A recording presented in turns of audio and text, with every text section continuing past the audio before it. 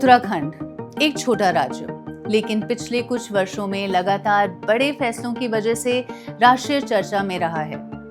चाहे uniform civil code हो, नकल माफिया पर सख्त कानून, महिलाओं के लिए योजनाएं हो या फिर इंफ्रास्ट्रक्चर और हेल्थ केयर पर फोकस, मुख्यमंत्री पुष्कर सिंह धामी की सरकार का दावा है कि उसने सिर्फ घोषणाएं नहीं बल्कि नीतियों को जमीन पर उतारने की कोशिश की है।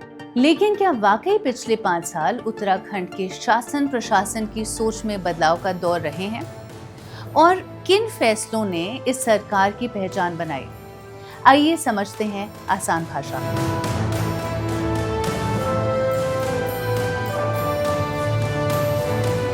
किसी भी सरकार की सबसे बड़ी ताकत सिर्फ नए कानून और नई योजनाएं नहीं, बल्कि उन्हें लगातार लागू करने की क्षमता होती है।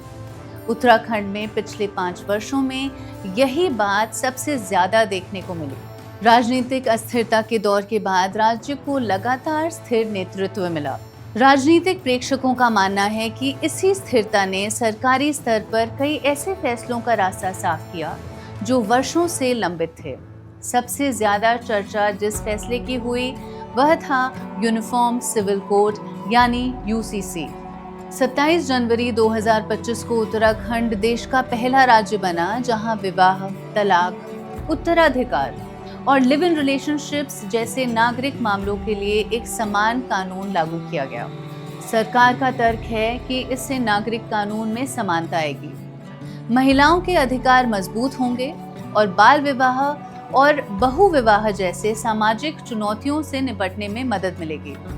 हालांकि इस कानून पर अलग अलग राजनीतिक और कानूनी राय भी सामने आई हैं। भर्ती परीक्षाओं में पेपर लीक की घटनाओं ने युवाओं का भरोसा हिलाया था।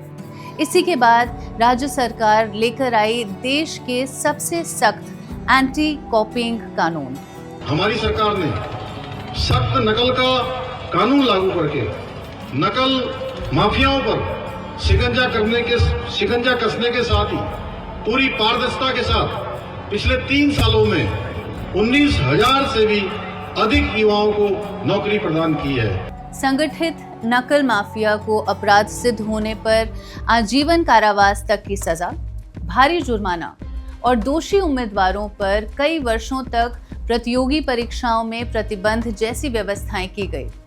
सरकार का कहना है कि इसका मकसद सिर्फ सजा देना नहीं बल्कि युवाओं का भरोसा वापस जीतना है कि उत्तराखंड में नौकरी केवल योग्यता के आधार पर ही मिलती है। कानून व्यवस्था के मोर्चों पर भी कई बदलाव देखने को मिले। दंगे, प्रदर्शन या हिंसा के दौरान सरकारी या निजी संपत्ति को नुकसान पहुंचाने वालों से वसूली करने के लिए नया कानून बनाया गया। वहीं धर्मांतरण कानून को और सख्त करते हुए सोशल मीडिया और डिजिटल प्लेटफॉर्म्स को भी इसके दायरे में लाया गया। सरकार का कहना है कि इसका उद्देश्य धोखे या लालच देकर कराए जाने वाले धर्मांतरण पर रोक लगाना है। इसके साथ ही सरकारी और वन भूमि पर अवैध अतिक्रमण हटाने का भी अभियान लगातार चलाया गया। प्रशासन का दावा है कि इससे हजारों एकड़ भूमि को वापस सरकारी रिकॉर्ड्स में लाया गया है। सिर्फ कानून ही नहीं, सरकार ने तकनीक के इस्तेमाल पर भी जोर दिया। डायरेक्ट बेनिफिट ट्रांसफर यानी डीबीटी के जरिए सरकारी सहायता सीधे लाभार्थियों के बैंक खातों में पहुंचाने की व्यवस्था को तेज किया गया। हाल ही में निर्माण श्रमिकों के लिए करीब 11 करोड़ रुपए सीधे 4,000 से अधिक लोगों के खातों में भेजे गए। सरकार का कहना है कि इससे बिचौलियों की भूमिका कम हुई और पारदर्शिता बढ़ी है। महिलाओं को आर्थिक रूप से मजबूत बनाने के लिए लखपति दीदी योजना के तहत स्वयं सहायता समूहों के ब्याज मुक्त ऋण दिए जा रहे हैं। सरकार का दावा है कि अब तक 1 लाख से अधिक महिलाएं इस योजना के तहत आय के तय स्तर पर पहुंच चुकी हैं।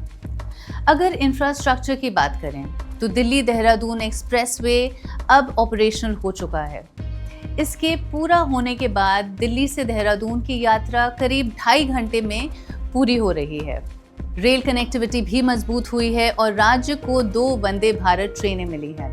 सरकार का मानना है कि बेहतर सड़क और रेल नेटवर्क से पर्यटन, व्यापार और रोजगार तीनों को गति मिलेगी। मौजूदा सरकार के कार्यकाल में राज्य के स्वास्थ्य क्षेत्र में भी गति देखने को मिली है। अटल आयुष्मान योजना के तहत लाखों परिवारों को 5 लाख रुपए तक के कैशलेस इलाज की सुविधा दी जा रही है। सरकार का कहना है कि पहाड़ी और सीमावर्ती इलाकों में स्वास्थ्य सुविधाओं को बेहतर बनाने पर भी विशेष ध्यान दिया गया है, ताकि लोगों को इलाज के लिए दूर दराज ना जाना पड़े। हर सरकार अपने काम का अपना आकलन पेश करती है और अंतिम फैसला जनता करती है, लेकिन इतना जरूर कहा जा सकता है कि पिछले 5 वर्षों में उत्तराखंड में कई ऐसे नीतिगत फैसले हुए जिन्होंने राज्य को राष्ट्रीय बहस के केंद्र में ला दिया। कुछ फैसलों को व्यापक समर्थन मिला, कुछ पर राजनीतिक बहस भी हुई, लेकिन शासन के स्तर पर बड़े बदलाव लाने की कोशिश लगातार दिखाई दी। आने वाले वर्षों में इन नीतियों का वास्तविक असर कितना व्यापक होता है, इसका मूल्यांकन तो समय और जनता ही करेगी। Subscribe to One India and never miss an update. Download the One India app now.